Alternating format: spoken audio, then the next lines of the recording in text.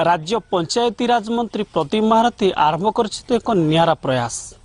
निर्वाचन मंडल रे समस्त स्वास्थ्य केन्द्र को जीवे सेठार परिवेश को परिष्कार करने सहित विभिन्न प्रकार वृक्षरोपण करेंगे। यही वार्ता देथिबा बेले आज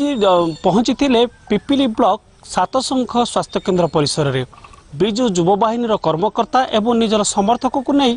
स्वास्थ्य केन्द्र को परिष्कार करने सहित से वृक्षरोपण करते सहित थिले पुआ रुद्रप्रताप महारथी बिजु युव जनता दलर सभापति मनोज दास एवं जे आम रही बिजु युवा बाहिनी सभापति विश्वजित दास समेत